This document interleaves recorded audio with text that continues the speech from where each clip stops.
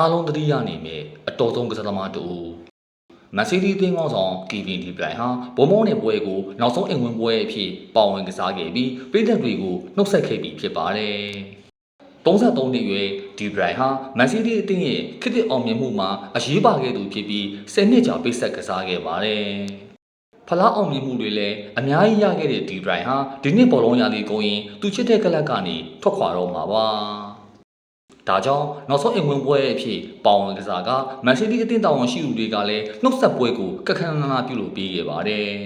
။တနည်းအားဖြင့်အသင်းနဲ့ခွဲခြားမရတဲ့ပလီယာကိုကြီးကြီးမားမားဂုဏ်ပြုခဲ့တာဖြစ်တယ်လို့ဒီပြဂွာဒီယိုလာရောကာယကန်ရှိဒီဘရိုင်းမှာမျက်ရည်ကျခဲ့ပါတယ်။ခွဲခွာခြင်းတိုင်းမှာမျက်ရည်ကသူ့လိုကပ်ပါလာတယ်။မိသားစုလိုက်ပြည်သက်တွေကိုလိုက်လံနှုတ်ဆက်နေချိန်မှာဘသူကမှစိတ်မကောင်းခဲ့ပါဘူး။10နှစ်တာကာလအတွင်းပရီးမီးယားလိ284ပွဲကစားခဲ့ပြီး82ဂိုးသွင်းမှုကဂိုးဖန်တီးမှု119ချိန်ထိပြုလုပ်နိုင်ခဲ့ပြီးရိုင်ယန်ကီပြီးရင်ဒုတိယမြောက်ဂိုးဖန်တီးမှုမြောင်းစံချိန်ကိုရအောင်ထားပါတယ်ပရီးမီးယားလိသမိုင်းရဲ့အတော်ဆုံးကိုယ်လင်ကစားသမားတွေထဲကတဦးအဖြစ်နှစ်ကာလကြာမြင့်စွာရပ်တည်ခဲ့ပါတယ်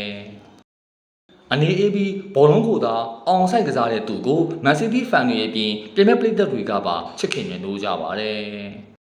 မန်စီးတီးအသင်းနဲ့ချန်ပီယံလိပရီးမီးယားလိအပါအဝင်ရနိုင်တဲ့မြောက်ဖလားတွေအားလုံးကိုလည်းလက်ဝဲပိုင်ဆိုင်ကကနဝင်တူးလို့ထွက်ခွာသွားတာပါ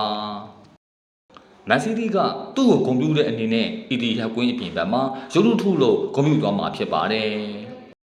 ဒီလိုစီစဉ်တာကသူ့အနေနဲ့မန်စီးတီးအသင်းရဲ့ထာဝရအစိပ်ပိုင်းပြည့်ပေါင်းနေတာဖြစ်ကြောင်းဒီဘရိုင်းကပြောပါတယ်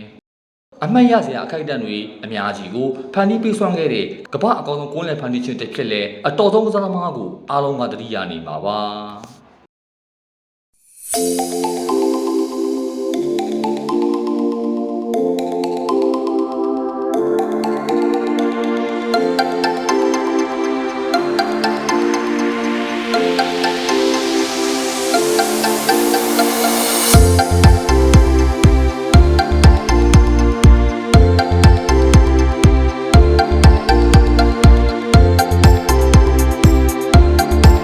The spice of life.